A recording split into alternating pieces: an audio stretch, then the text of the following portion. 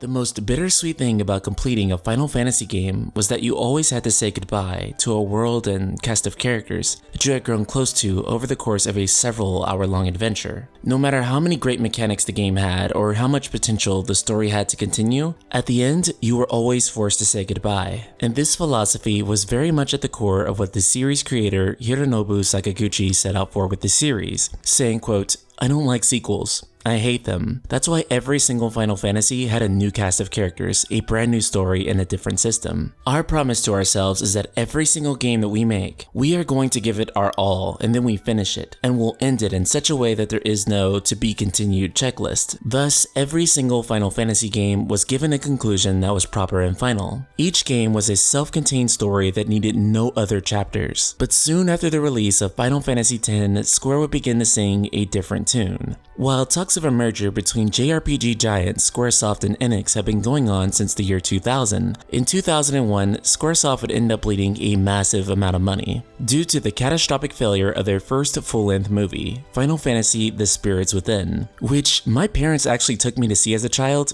and I was very confused. I didn't even know what this movie had to do with Final Fantasy, and it was just so different. The movie, which was led by series creator Sakaguchi, was ashamed of the failure and the financial loss he caused his company, and decided to leave Squaresoft as a result. Contrary to popular belief, it was actually a financially bleeding Squaresoft, not Square Enix, who soon after greenlit a story continuation to Final Fantasy X in order to reutilize the game's assets. This direct sequel would begin development with 1/3 the team size of its predecessor, and they managed to produce a finished product in just 1 year. In 2003, the merger was official and Square Enix would be born. Alongside of it, one of their first published titles, Final Fantasy X-2. Since then, Square Enix has been no stranger to doing sequels, multimedia expansions, downloadable content, novels, movies, and several other things to expand the universe of each major Final Fantasy game. They didn't just do this for new Final Fantasies either. They went back and gave Final Fantasy IV a sequel in the form of Final Fantasy IV: The After Years. They looked at Final Fantasy VII and decided to produce sequels and prequels in the numerous amounts of other content in the form of the compilation of Final Fantasy VII. They looked at Final Fantasy VIII and decided to ignore it again, but somehow they looked at the glowing fan reception of Final Fantasy XIII and decided that needed to be a trilogy for some reason. This continues even until this day, with the most recent introduction to this concept, Final Fantasy XV Universe. It all begs the question, are Final Fantasy sequels something that go against the thesis of the series? Do they help the franchise by exploring each world further, or do they simply dilute its potency? Of course, I love Final Fantasy X too. Ever wonder where my intro theme comes from?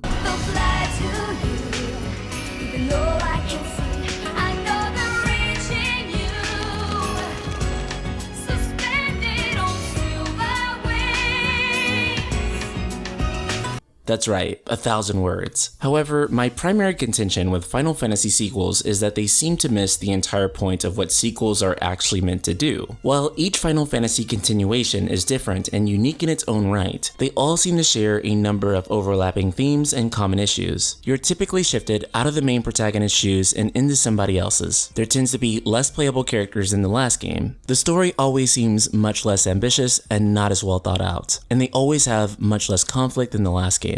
They tend to have less pre-rendered CG and overall lower production value. When comparing Final Fantasy's most major sequels, X-2 and XIII-2, they both feature a strong emphasis on open-endedness. This is most likely because they're both directed by Motomu Toriyama, who is in many ways considered to be the father of the Final Fantasy sequel. Personally, one of the most absolute and fundamental qualities of a good sequel story is that it raises the stakes even higher than they were before. With Final Fantasy X-2, it sort of establishes itself as a smaller conflict than its predecessor. From a story perspective, this is because they entered a more lighthearted Spira. It's not in danger anymore, not after the Eternal Calm. With Sin gone and Spira experiencing peace, much of the game feels like it's absolutely void of threat. Sure, there's Shuyen, Vecna and all that nonsense, but the tension isn't built into a much later point in the game, with much of the early game content simply being lighthearted enjoyment and somewhat obvious fan service. Conversely, Final Fantasy XIII-2, from a theoretical perspective, does have have higher stakes, and it's honestly a much more enjoyable game, gameplay and story-wise, than its predecessor. I enjoyed this one so much more than the original 13. Technically, the stakes are higher here, as the entire multiverse can be erased. But with that said, the scenario of Final Fantasy 13 did a much better job of building tension. Even though in the end, I think that Final Fantasy 13-2 tells a much more compelling story. Lightning Returns, however, tries to force this tension by putting a timer on everything that you do, which is more likely to just give you terrible anxiety than it is to make you feel that the world is actually going to end if you don't resolve everyone's problems. And then we can look at something like Final Fantasy IV: The After Years. We can say that it's something that just wasn't received too well. Final Fantasy VII, there is a movie sequel, Advent Children,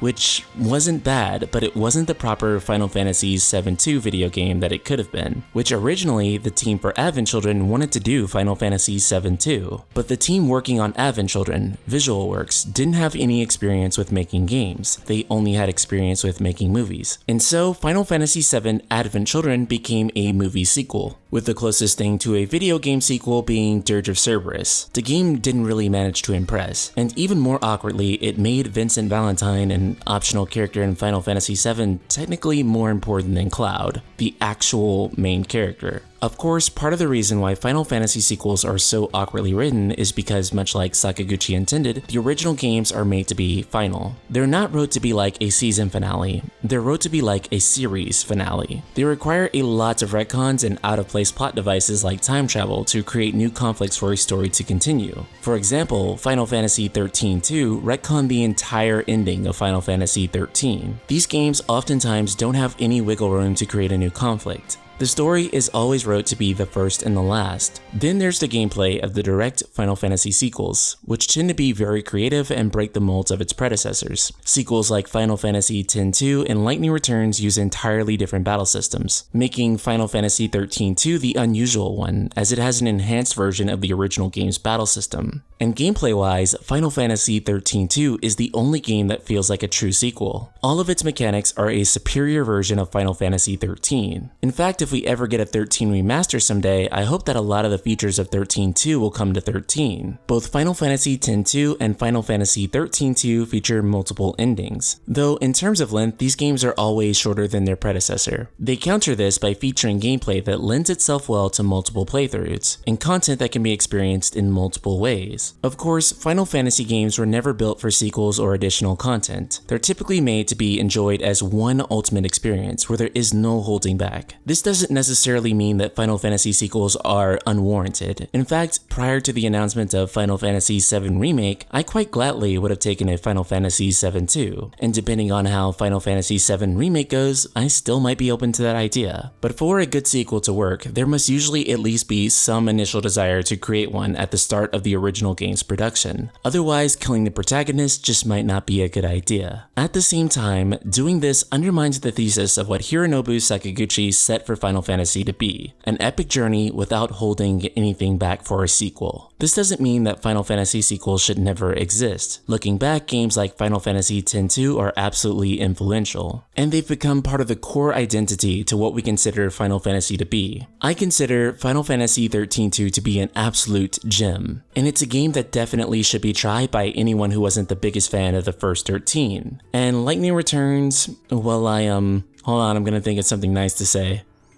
I really like Lightning's main costume, and honestly, the combat system was one of the most interesting experiments the series has done in a long time. Square's newfound fondness of sequels isn't ending anytime soon, with series producer Yoshinori Kitase and other key Final Fantasy staff stating on quite a few occasions that they are very keen on the idea of creating a Final Fantasy X-3. That would make Final Fantasy X the second official trilogy in the series. With that said, Final Fantasy X-3 is a long ways away, with Shinji Hashimoto saying that it's impossible to begin on it until after the completion of Final Fantasy VII Remake. So hopefully my grandchildren will be able to enjoy it. So Ultima Weapons, are you keen on the idea of Final Fantasy sequels? Do you think each Final Fantasy should be an independent and self-contained journey like Sakaguchi said? Or do you believe Final Fantasy games deserve sequels? And which one do you believe most deserves one? Subscribe, click the bell icon, and let your voice be heard in the comments below. And if you really love my content, be sure to check out the Patreon for the Night Sky Prince. I seriously cannot understate how grateful I am for each and every one of you guys, like my awesome supporter Nicole Flug, especially this month where YouTube's algorithm has been kind of weird with views, so this is the kind of support that keeps content creators like me going. So if you want to keep this good thing going, be sure to check the link in the description below.